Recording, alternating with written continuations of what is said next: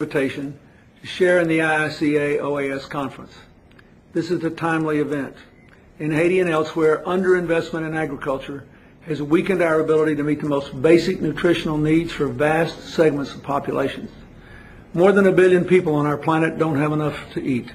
If we don't act swiftly, the epidemic of hunger will expand and the poor will continue to move from countryside to cities, further increasing urban poverty and its associated maladies. Agriculture can shape communities and national economies.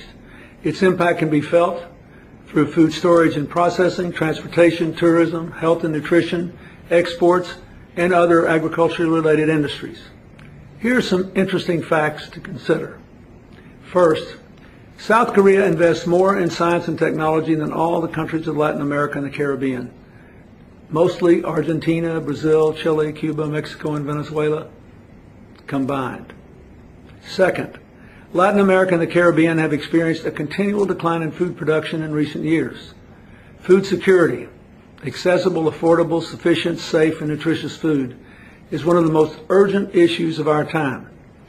Emergent economies are driving increased demand for food, even as devastating natural disasters undermine food security in places like Haiti. By 2050, it's estimated that our planet's population could reach some 9.2 billion people. It's time to act on this challenge today. As I said last year at the UN, we can't allow the financial and economic crisis to keep us from vigorously addressing the crisis in food security. There are proven ways to do it. As you know, 2/3 of the people in Africa today rely on agriculture for their survival. My foundation is partnering with farmers in 2 countries, Rwanda and Malawi, to empower them to improve their food security and to increase their incomes. By enhancing farmers' access to agricultural inputs like seeds, fertilizer, and advanced irrigation techniques, we've been able to increase harvests to feed and support 30,000 people. That's just one example of how the private sector, NGOs, and private citizens can help.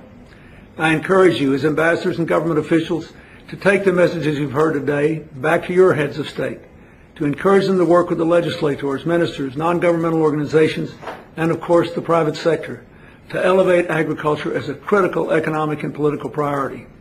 The ministers of agriculture, finance, and health, among others, will need to work together in a truly collaborative plan.